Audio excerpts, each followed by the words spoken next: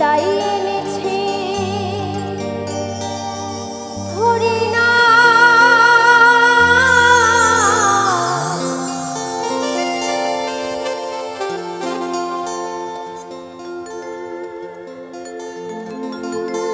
সবাই মিলে নেচে নেচে গাও বিনা।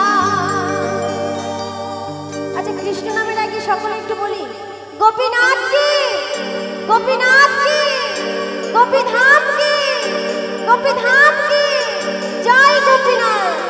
তো এই যেভাবে আমরা গোপীনাথের নাম নিলাম সকলে একটু কৃষ্ণ নাম নেব, ঠিক আছে? সবাই মিলে নিতাই এনেছে হরিনা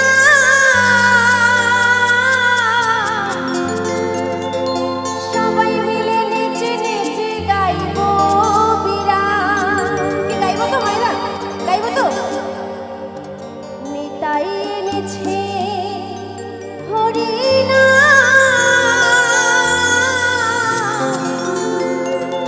দুটি বাহু তুলে গাইব বিনা।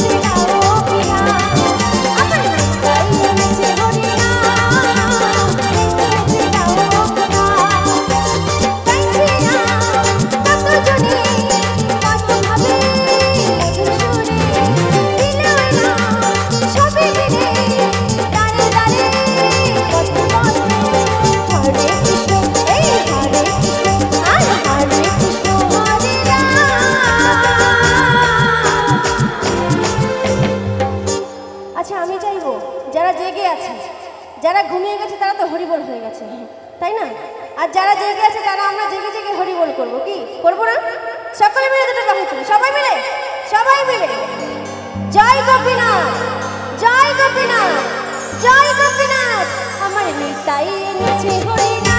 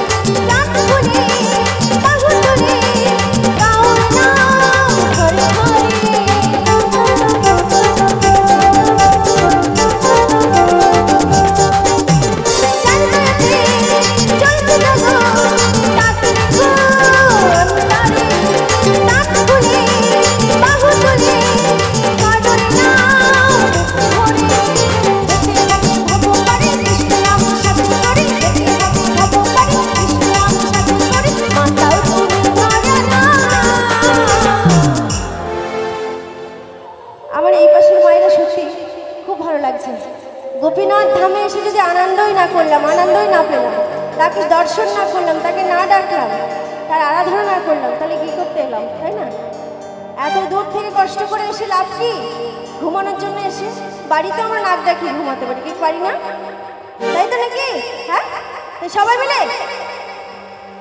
হরে কৃষ্ণ হরে রাম।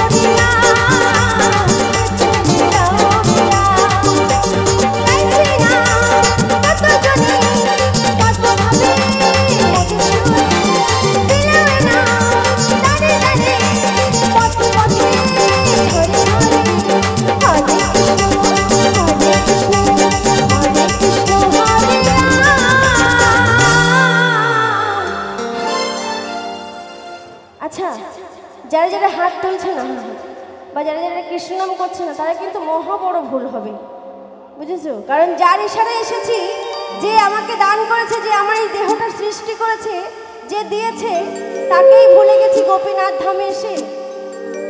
এটা বিরাট বড় একটা পাপ না, তাই না? সকলে মিলে দুটি বাহু তুলে যত দূর পর্যন্ত ভক্তগণ আছে সবাই মিলে হরে কৃষ্ণ হরে রাম